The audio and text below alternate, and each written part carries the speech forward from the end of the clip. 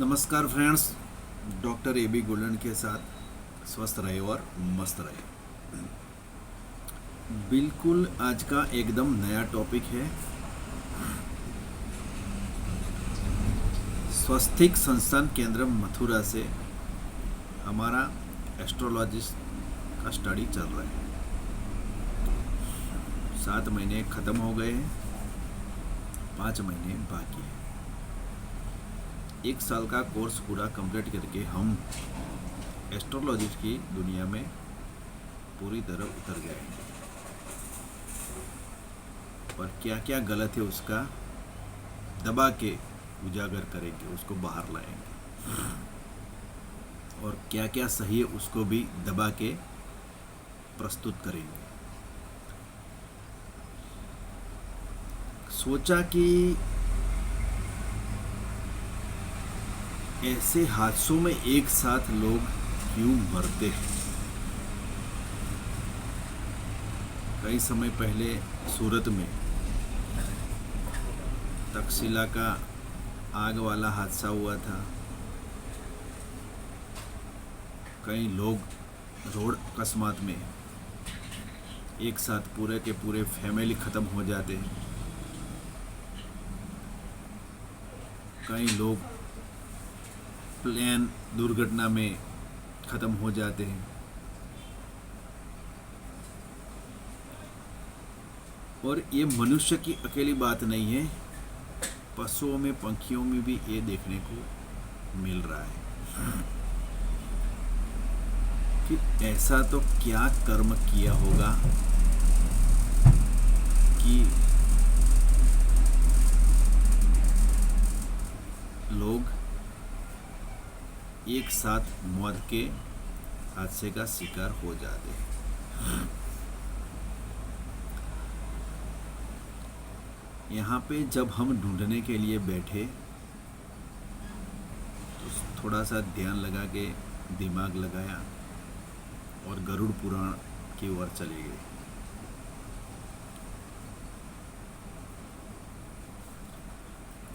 गरुड़ पुराण का थोड़ा सा अभ्यास किया, जानने को मिला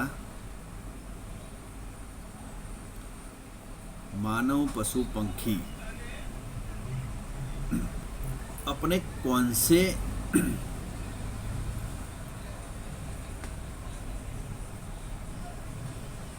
जन्मों में कैसे कर्म किए हैं, क्या क्या कर्म किया है, और इन कर्मों की क्या वजह है कि उनके प्रेजेंट जन्म में कई लोग, मनुष्य लोग, पशु पंखी कि उनको एक साथ मौत मिलता है। अभी लंपी वायरस आया था, उसमें कई गायों का एक साथ मौत हो गया।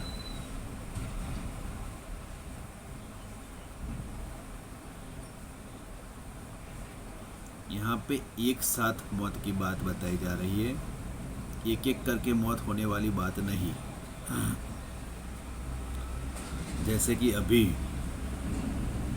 मोरबी में पुल दुर्घटना में जो लोग मारे गए, प्रभु उनकी आत्मा को शांति दे, उनके घर वालों को हिम्मत दे इस हादसे से बाहर निकलने के लिए। पर ऐसे एक साथ लोग कौन से ऐसे कर्म बंधन लेके आए होते हैं कि एक साथ उनको मौत मिलती है। बात जो बताएंगे वो थोड़ी कड़वी है, लेकिन जो समझते होंगे, जो अध्यात्मिक में विश्वास करते होंगे, वो यहाँ पे समझ जाएंगे। तो गरुड़ पुराण के अनुसार गरुड़ पुराण के नियम क्या बताते हैं, थोड़ा सा गरुड़ पुराण का भी अभ्यास जीवन में करना जरूरी है। गरुड़ पुराण की स्टडी आप करोगे तो कोई भी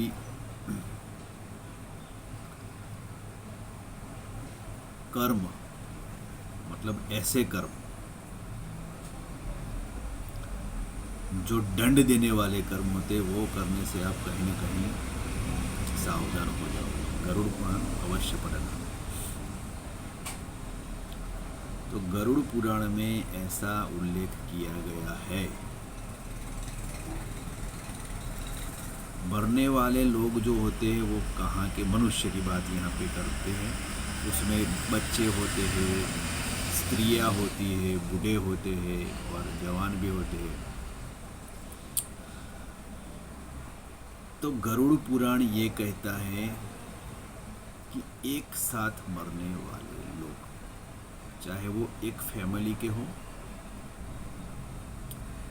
या फिर कहीं और से आए हुए हो और एक जगह इकट्ठे हुए हो और साथ में ही मौत के मुख में चले जाए, या फिर कहीं अलग अलग से प्लेन में बैठकर जा रहे हो और प्लेन दुर्घटनाग्रस्त हो जाए और साथ में एक साथ मौत में चले जाए।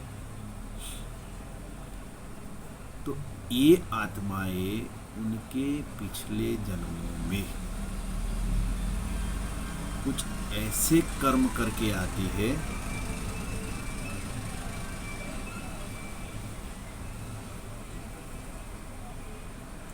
कि उनको इस जन्म में एक साथ मौत मिलती है। तो यहाँ पे समझाने वाली बात वही है कि एक टोली जो होती है, 10 लोग, 20 लोग, 50 लोगों की टोली होती है। 10 लोग, 10, 20, 25 की संख्या की पशुओं की टोली होती है। 10, 20, 50 की जो भी संख्या की पक्षियों की टोली होती है, जो भी मतलब टोली, उस टोली ने यानी कि सेना ने कहीं न कहीं उनके लास्ट जन्मों में कुछ ऐसा काम किया होता है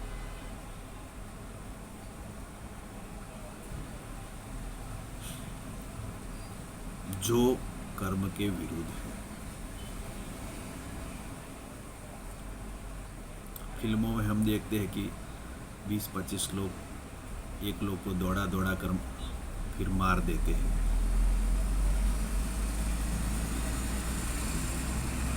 ऐसा कहीं न कहीं वास्तविक दुनिया में भी होता है।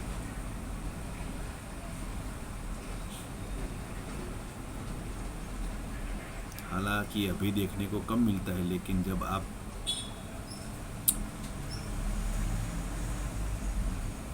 थोड़े से लास्ट सालों में जाओगे, 700 साल, 1000 साल डीप में चले जाओगे, तो वहाँ पे कैसा माहौल देखने को मिलता था कि किसी सेना की टुकड़ी ने किसी एक पर हमला करके उसको मार दिया, या फिर किसी सेना की टुकड़ी ने गांव को जला दिया, या किसी टुकड़ी ने किसी पे बलात्कार कर दिया। मतलब किसी भी आत्मा के साथ कुछ बुरा व्यवहार कर दिया। अब ये कर्म तो हो गया। कर्म करने वाले 10 है, 15 है, 20 है, एक साथ की टीम तो है ना। तो ये कर्म का फल उनको कहीं न कहीं भोगना तो पड़ेगा ही।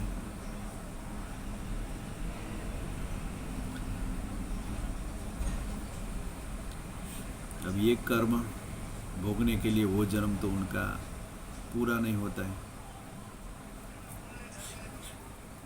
तो ऐसे मनुष्य, पशु, पंखियां जब किसी भी जन्म में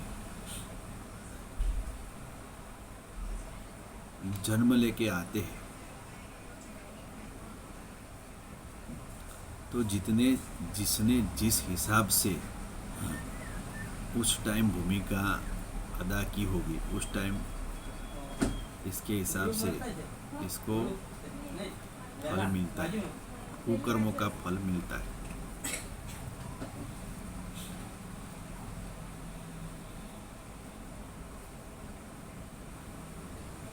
तो उस जन्म वाली सेना ने अब इस युग में जन्म ले लिया है, समझिए।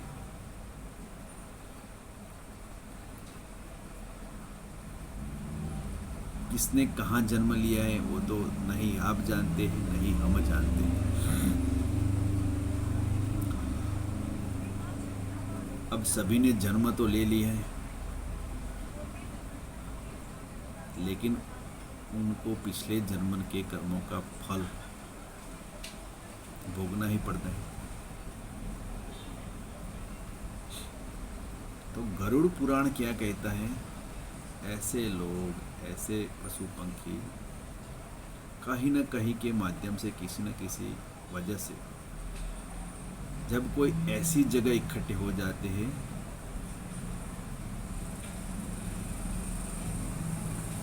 और फिर उनका एक साथ नाश हो जाता है, मतलब एक साथ मौत मिल जाती है। तभी तो आप देखते हैं कि कौन कहाँ से आता है, कौन कहाँ का होता है, कुछ पता ही नहीं चलता है। और जिस हिसाब से कुकर्म किए हैं उनके लास्ट जन्म में, उस हिसाब से उसको इतना जीवन मिलता है।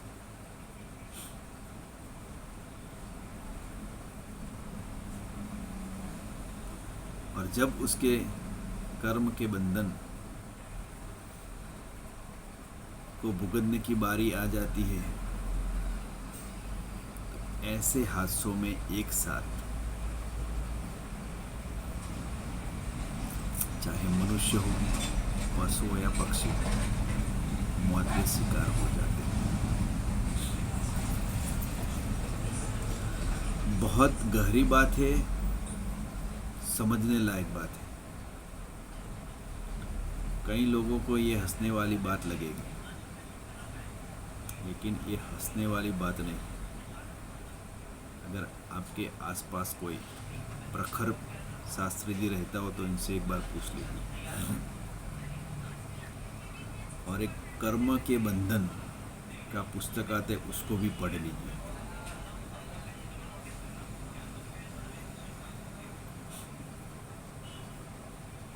कर्म से बड़ा कोई नहीं है। कर्म अच्छे होते हैं, कर्म बुरे होते हैं। बुरे कर्मों का भी हिसाब देना पड़ता है और अच्छे कर्मों का भी हिसाब लगता है। कई लोग ऐसा सोचते हैं कि 1 करोड़ का घोटाला कर दूं मैं, 1 करोड़ का घोटाला कर दूं मैं और 5 लाख दान दे दूं और मैं छटक जाऊं। बिल्कुल ये बात राइट नहीं है। किसी भी शास्त्र में ऐसा लिखा नहीं है, किसी भी पुराण में ऐसा लिखा नहीं है। कोई भी पंडित इस बात से सहमत नहीं होगा। आपने करोड़ घोटाला करके इकट्ठे किए हैं तो उस घोटाले का कर्म के फल आपको भुगतना ही भुगतना है, समझ लीजिए। और जो 5 लाख रुपये आपने दान डोनेट किए, उस हिसाब से भी जो अच्छे वाला फल मिलना है वो भी आपको मिलेगा। ऐसा नहीं कि नहीं मिलेगा। कभी उदाहरण तो देखे होंगे ना, आपके आसपास बगल में है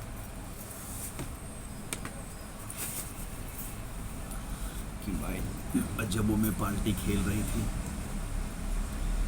अचानक ऐसी क्या दिक्कत आ गई, रोड पे आ गए, खुद का मकान बेचने की भी बारी आ गई।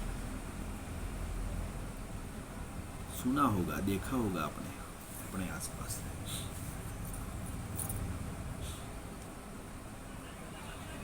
तो ये शुभ और अशुभ फल देने की जिम्मेदारी खुद शनि महाराज के हाथ में है।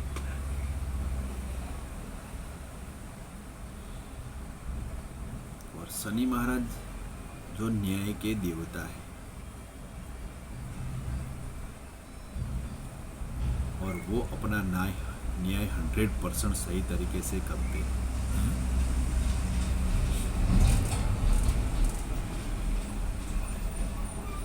जब न्याय करने बैठे तो राजा विक्रमादित्य को भी क्या न्याय है वो बता दिया था। रावण को भी वार्निंग दे दी थी उन्होंने कि दूसरे ग्रहों के साथ रावण तूने टक्कर ली है वो तो सही है, लेकिन तूने मेरे साथ टक्कर ले ली है। शनिदेव और रावण का युद्ध बहुत डिटेल की बात है, वीडियो लंबा हो जाएगा। हालांकि हनुमान जी शनि महाराज को वहाँ से बचा के लाए थे। तब शनि महाराज ने वचन दिया था हनुमान जी को कि कलयुग में तुम्हारी जो जो मनुष्य भक्ति करेगा उसको मैं हैरान परेशान नहीं करूँगा। तो कलयुग में हनुमान जी की भक्ति जरूरी है। चाहे आप किसी भी देवी देवताओं की भक्ति कीजिए, साथ में हनुमान जी की भक्ति करना कतई न भूलें। तो ये मेरे हिसाब से जो मैंने गरुड़ पुराण में पढ़ के ये आपको बताया, ये क्या सही है या फिर गलत है, वो आप अपने हिसाब से अपने राय कमेंट में ज़रूर बताइए। शायद आप हमसे भी कुछ इस बारे में ज़्यादा जानते हो, तो आपसे हमें भी कुछ जानने को मिलेगा। हम तो हमेशा कुछ न कुछ जानने के लिए एक्साइट रहते हैं। जब भी फ्री होते हैं दोस्तों के साथ कहीं भी बैठते हैं तो कुछ न कुछ नया टॉपिक निकाल के सबसे बातें कर कर के सामने वाले के पास से नॉलेज ले लेते हैं। चलिए ऐसे ही टॉपिक जानने के लिए डॉक्टर AB गोल्डन के साथ जुड़े रहिए। तब तक स्वस्थ रहे और मस्त रहे, और हमारे वीडियो को लाइक करना मत भूलिए। अभी भी आप हमारे सदस्य नहीं बने हैं तो सब्सक्राइब का बटन दबा के सदस्य बन जाए। हमें सुनते रहिए और अपने विचार भी कमेंट में बताते रहिए, ताकि आपसे भी हमें कुछ नया जानने को मिले।